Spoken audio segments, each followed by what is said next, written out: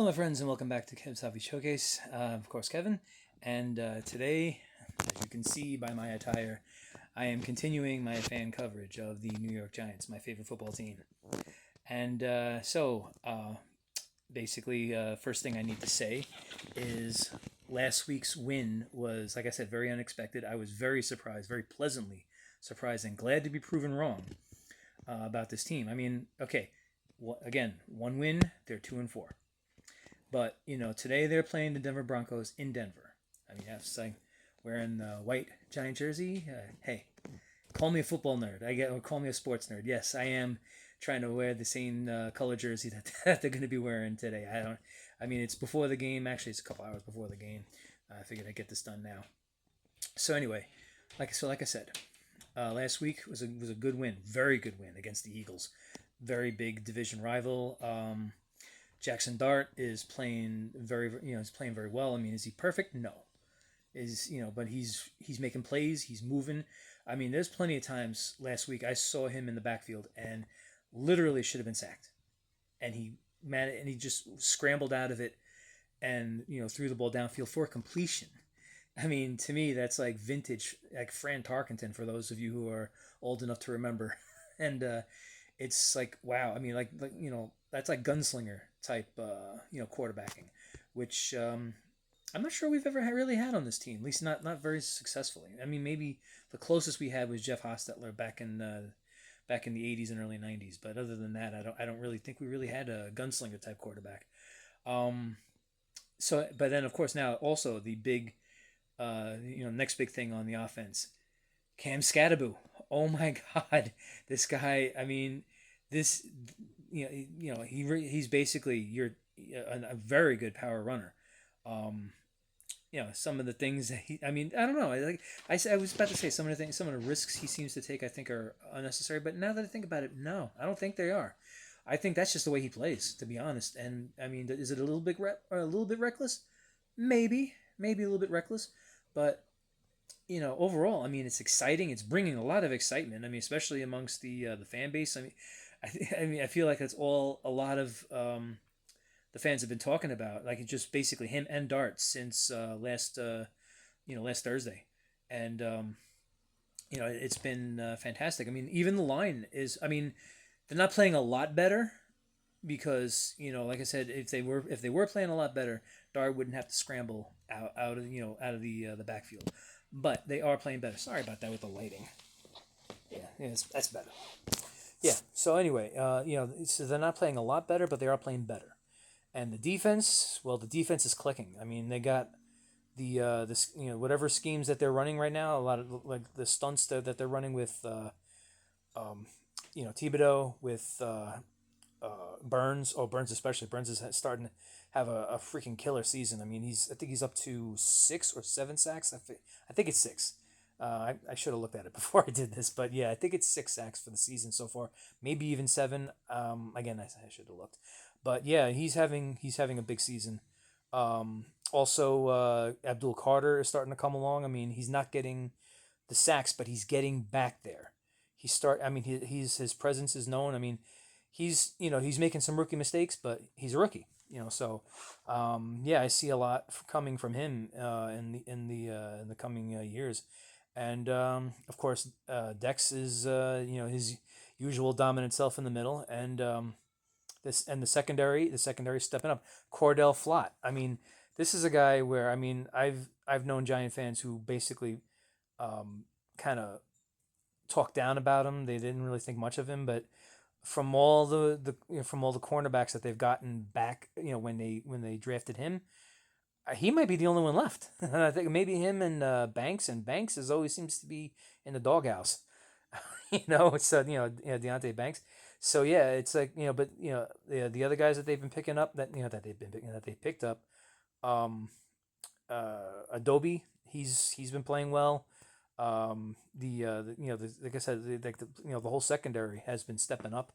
But like I said, getting back to Cordell Flott, he basically was the one that, I mean, they were already ahead by quite a bit, but his interception, kind of put the final nail in the Eagles last week. So yeah, it's an exciting time right now. If the Giants can keep up this play, It's an exciting time, and yeah, I mean, I'm looking forward to seeing how they do today against the Denver Broncos. Um, I don't know much about what they've been doing. I know that they got a young quarterback, Nix. I don't really know too much about about anybody else that they have. But I am looking forward to it. Well, though that's not entirely true. Though I do know from articles I've seen that one of their defensive players was trying to do a lot of trash talking, and the Giants were like, meh. They weren't really biting on a lot of what he was trying to say. I'm not going to go into it, mainly because I was ignoring it myself. It seemed like nonsense. But, I know sometimes with these guys, they like to trash talk and they like to try to start something. And now with social media, it's just that much easier to do it. But yeah, like I said, the Giants weren't biting. They were like, let's just wait and see how how it's all in the field.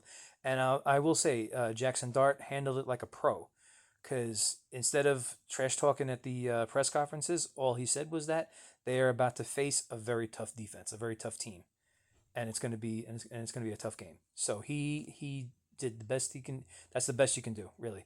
Is you give props to the other team's defense. You don't put them down, because you put them down, they're going to come gunning for you. They're going to be pissed, and they're going to be. It's just that much more incentive for them to really get you good. And he didn't do it. So I give credit to Dart for that, and I give credit to actually a lot of players on this team right now. Um, yeah, I know this is a big turnaround from how I was speaking about him like a couple of weeks ago. But like I said, I'm glad to be proven wrong. So anyway, let's see how they do. See how the first half goes, and I will see you at halftime. Okay, it's halftime. 13-0 against the Denver Broncos. So there's quite a bit to talk about here. Um, so yeah, I mean, Dart's playing well. Offense overall is playing well. Um, and the defense pretty much is picking up where they left off against the Eagles. Cordell Flott is still playing very, very well. And I have to make a correction.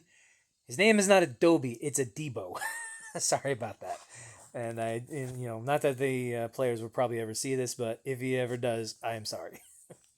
Yeah. But anyway, so we did lose Holland, though. I haven't said what the extent of the injury was. I thought we were about to lose Carter, but he was laying, he was on the ground, shook it off, got up, but then was really, really annoyed that he had to be out for a play because of that, because, they stopped the clock. Once they stop the clock because you're down, you got to walk off the field. But anyway, the line is doing pretty well. I mean, the offensive line is a far cry from what we actually really need it to be, but it's getting there. They're playing better. The running game is looking good. Scatabo isn't well, he isn't getting the yards so far that he got against the Eagles, but that's only because they've been splitting the time between him, Tyrone Tracy, which I do want to see get in there and play well, and also Singletary, who also I would like to see play well.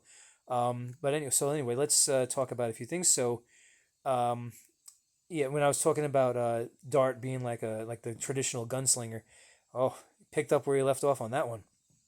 First touchdown pass was a beautiful one to Bellinger, wide open. He started running out of the pocket, saw him, and he threw it on the run right into his hands. It was beautiful.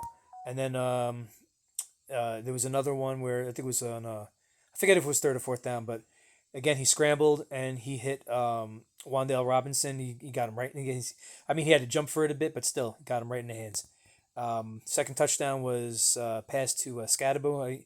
It was like a pass to the flats, and he just took it all the way like 13 yards into the end zone. It's been a good game so far. Denver does get the ball for a second half, but so far the defense has been dominant, and I'm hoping that they just keep it up and they keep it rolling, and they rack up another win. So yeah, quite a bit of a different report I'm giving from the previous games, right? That's what happens when they play better. And again, whenever they're playing bad and I'm calling them out, I always want to be proven wrong every single time. So yeah, looking forward to the second half. I'll see you at the end of the game.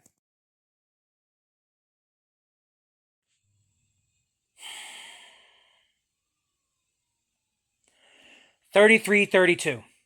They had command of this game. They had this game. They had it. They were up 19 damn points. 19. And they gave it away. Even with Denver self-destructing in the last minute. Still couldn't pull it off. 2 missed extra points by that lousy kicker that they picked up because Gano got hurt. This guy can't. If this guy can't make extra points, find a new kicker. I mean, really, he cost you the game. Oh God! And then they had this game. They had it. They had total command. In the fourth quarter, they gave it away. They just gave this game away. As you can see, I'm disappointed. I can't even form into words how disgusting that last quarter was. You know what? I'm not. Now I'm reverting again because after what I saw today, it seems like they can't win on the road. So they're on the road against the Eagles next week. They got to pull their shit together because now they're 2-5. They got to pull that, and this was the perfect opportunity to move up in the division. Because the Cowboys destroyed destroyed Washington. They could. They had. They could have tried to keep pace with them. Now they're falling behind again. Unbelievable. No, I'm sorry, very believable. Who am I kidding, right? So yeah, they gave this game away.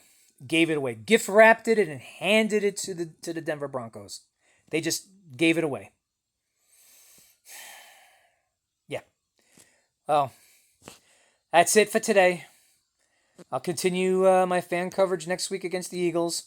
Hopefully, they won't be as aggravating as they were today. Unbelievable. They had it. They freaking had it.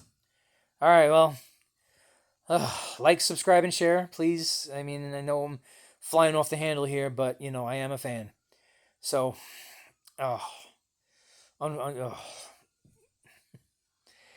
if anybody's watching this, if you're a Giant fan like I am, I'm sure you feel the exact same way. All right. We just got to hope for a better game against the Eagles and hope that they don't give that one away too. All right. See you next week.